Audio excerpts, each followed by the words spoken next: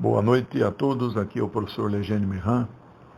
Eu estou gravando esse áudio aqui em função das notícias alarmistas que estão sendo veiculadas pela mídia internacional e reproduzidas pela mídia brasileira sobre a iminência de uma invasão a qualquer momento da Ucrânia por parte da Federação Russa.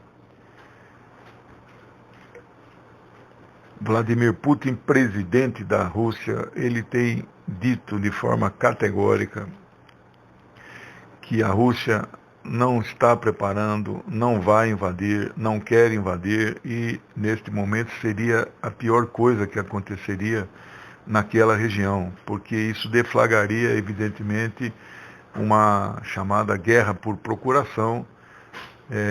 Os membros da OTAN não entrariam na Ucrânia, mas forneceriam inteligência, forneceriam armamentos para atacar a Rússia. Por que está neste nível o grau de tensionamento? A questão é simples.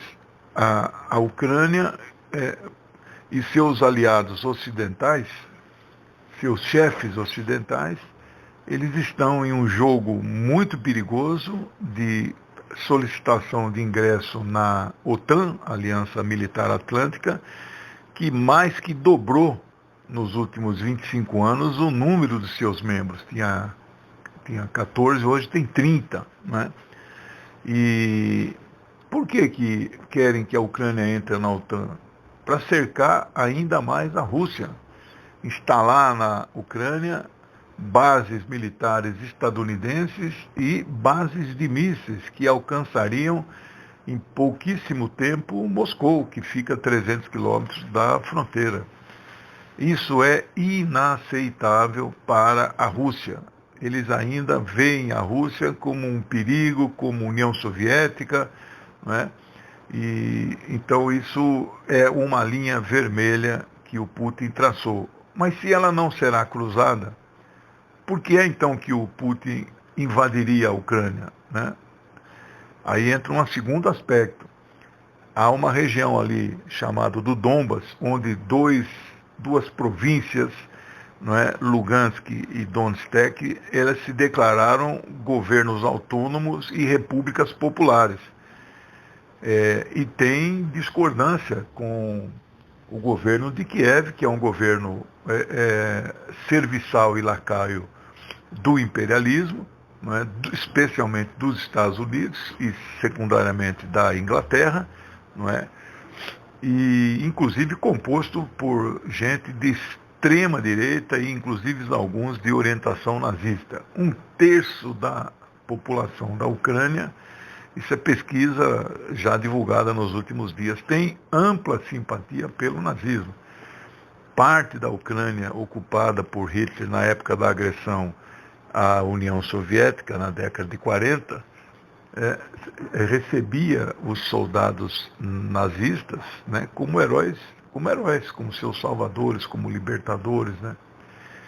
Então esse núcleo fascista, nazista da Ucrânia é que dirige o país hoje e vai fazer tudo para afrontar a Rússia.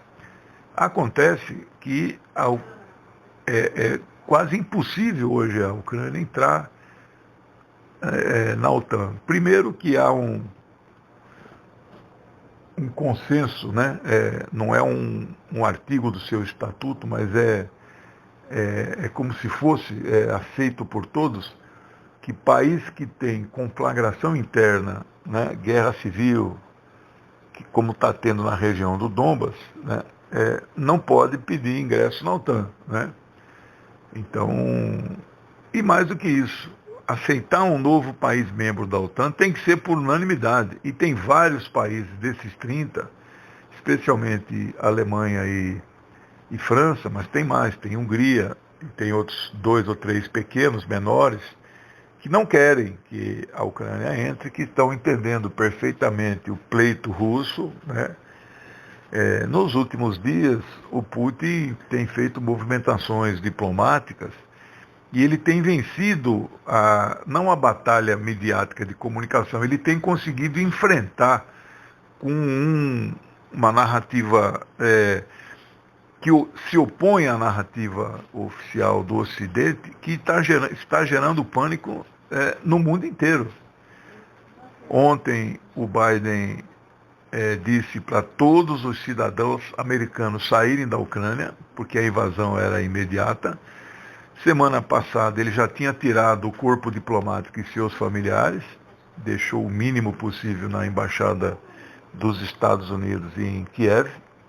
E hoje deu ontem, quando pediu para os cidadãos estadunidenses saírem, disse que os Estados Unidos, se acontecer invasão, não vão resgatá-los, né?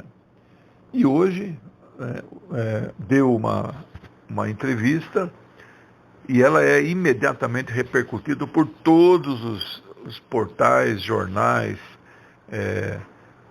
TVs de YouTube, dizendo que é iminente a invasão. Então, mesmo entre nós, analistas internacionais, que não acreditamos nesta versão, começa a ficar uma histeria, um pânico, e todo mundo que nos cerca, tem convicção que isso vai acontecer mesmo, não é? Então é uma situação muito delicada, não é? É um tensionamento absolutamente artificial, não é? Chegando ao cúmulo da ministra das Relações Exteriores da Inglaterra dizer que o Putin não pode fazer movimentações de tropa dentro do seu próprio território. Impressionante. Então, eu continuo com a avaliação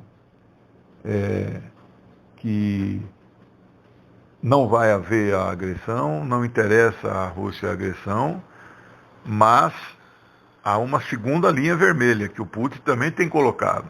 Se o exército ucraniano ou mercenários por eles contratados, usando armas que foram enviados pela Inglaterra, se esta força militar, clandestina ou legal, do exército oficial, invadir ali aquela linha que separa a região do Donbas e o resto da Ucrânia, isso é uma segunda linha vermelha. Por quê? Porque tem um conjunto grande, talvez 30%, 40% da população dessa região são de russos étnicos, nascidos na Rússia ou seus filhos e netos, não é?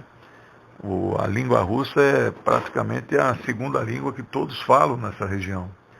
Então, se isso acontecer, né, a Ucrânia desrespeitando, inclusive, os acordos de Minsk, não é? Acordos de Minsk, assinado em setembro de 2014, pelos representantes dos povos dessas duas regiões, mais o representante da Ucrânia e mais o representante da Rússia.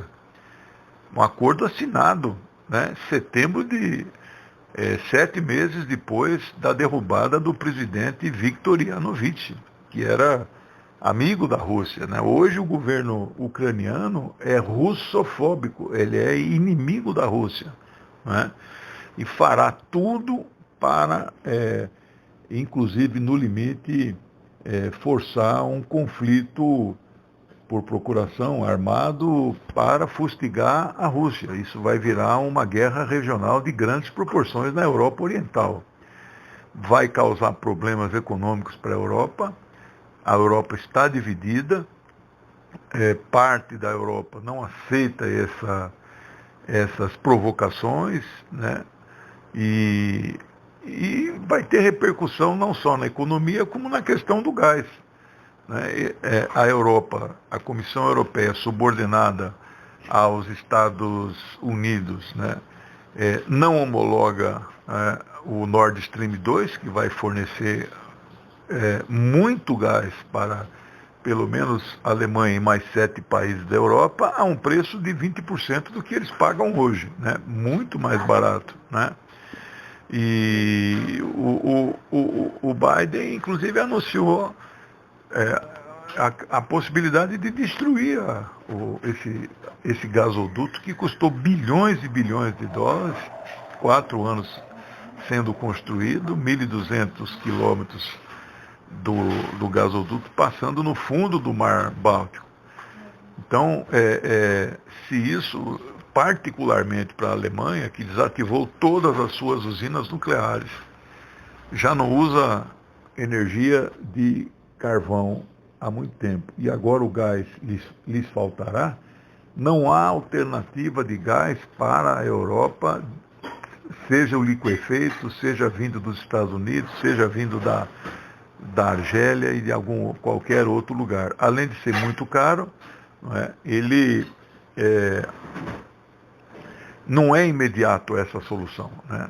Só a Rússia tem reservas de gás que, mesmo mandando 50 bilhões de metros cúbicos a mais com esse Nord Stream 2 e o outro Nord Stream 1 que já funciona, mas eles querem também desligar, e mesmo esse novo que será construído passando pela Mongólia entre Rússia e China, a Rússia fornecendo para todos esses países, ela tem uma reserva aqui estimada de 80 anos, né? Então, não tem outra saída para parte do mundo hoje a não ser usar o gás russo, né? E os Estados Unidos veem isso como um trunfo geopolítico para o Putin, não aceitam isso e imporão sanções, restrições, sofrimentos, dificuldades para toda a Europa, se necessário for, né? Então é um conflito de desfecho imprevisível, que nós estamos então acompanhando para e passo, né? Posso voltar aí a qualquer momento com novas informações. Grande abraço do professor Legênio Mirran.